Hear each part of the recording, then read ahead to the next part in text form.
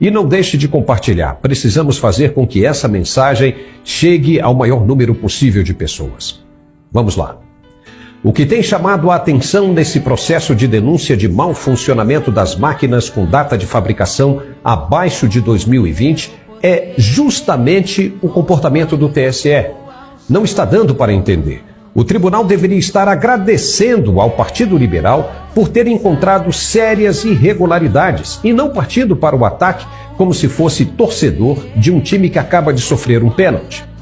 Se o TSE prima mesmo pela lisura, independência e avanço tecnológico de todo o processo, deveria estar batendo palmas, pois as anomalias foram identificadas. Olha só que coisa extraordinária. E agora poderão ser sanadas, ajudando futuras eleições e aprimorando cada vez mais a democracia no país. Isso não é maravilhoso? Mas o que estamos vendo é uma repulsa sem precedentes, levantando fortes suspeitas quanto à isenção das principais autoridades. Suspeitas essas que confundem a cabeça do eleitor brasileiro, fazendo com que ele acredite que a condução do processo foi feita para a vitória de um candidato escolhido. O tribunal está bufando de raiva porque os engenheiros encontraram irregularidades, pois os dados que foram apresentados não poderão ser contestados, porque foram fornecidos pelo próprio TSE. Ou seja, eles realmente estão lá. Então, de fato, houve as irregularidades técnicas das máquinas em questão, as mesmas que foram defendidas por aquele apresentador daquela emissora de televisão. Lembra disso? Está atestado que as eleições brasileiras são limpas e são transparentes e que as urnas são auditáveis. Isto posto, eu lhe pergunto mais de uma vez. O senhor vai assumir um compromisso diante de milhões de brasileiros de respeitar o resultado das urnas e estimular os seus seguidores a fazer o mesmo? Mas e agora? Como fica a situação? Se isso é um jogo, como parece que tem sido desde o início, o tribunal tomou um checkmate. Não tem mais para onde fugir.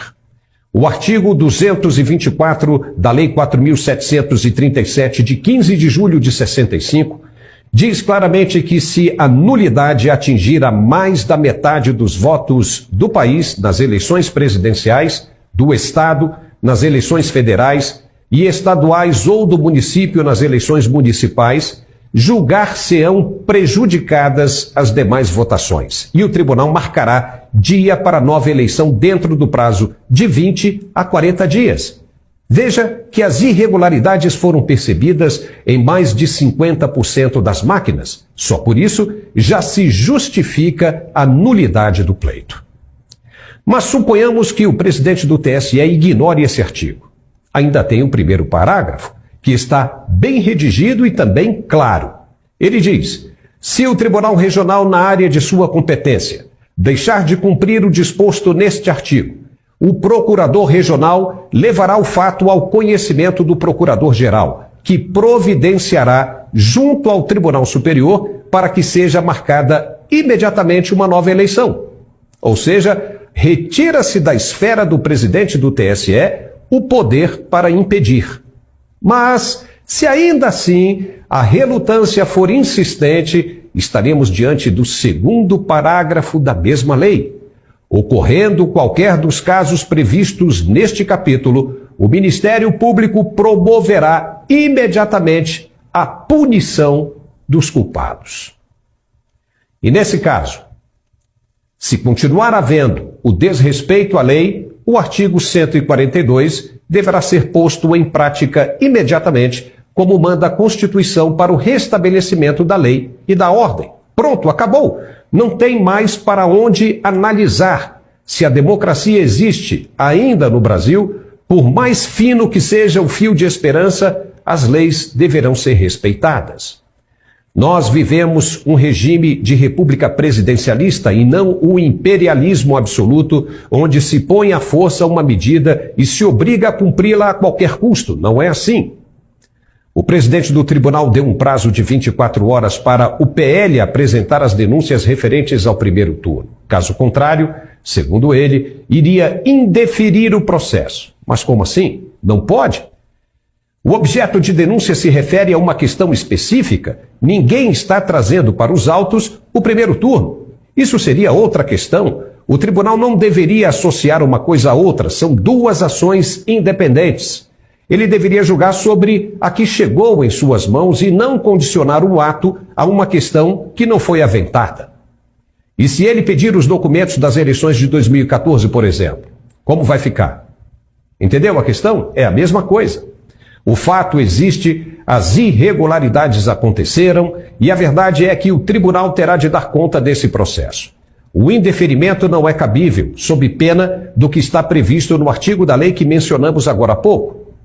E lembrando que o Supremo Tribunal Federal, na defesa das urnas contra o voto impresso no Congresso Nacional, disse que a quebra do sigilo de apenas um único voto já seria inconstitucional e mais do que suficiente para se anular o resultado de um pleito inteiro.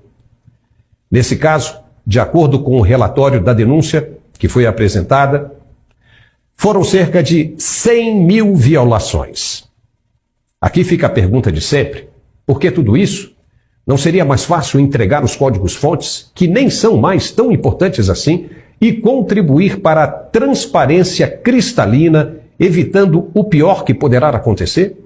Será que a recusa em atender os pedidos de fiscalização e sofrer até prisão e humilhação é menos importante do que entregar o que está sendo pedido para apenas fiscalizar o processo democrático? Não dá para entender esses valores. Enquanto isso, a equipe de transição continua trabalhando. Está certo? Mas até quando? Pois o processo ainda não está terminado e, dependendo do andar da carruagem, é plausível dizer que a qualquer momento o senhor Geraldo Alckmin poderá voltar para casa e os 14 partidos que compõem a base de governo do presidente até então eleito também voltarão para suas origens. E nenhum cidadão com sã consciência, seja de direita ou de esquerda ideológica, poderá dizer que foi um golpe. Negativo.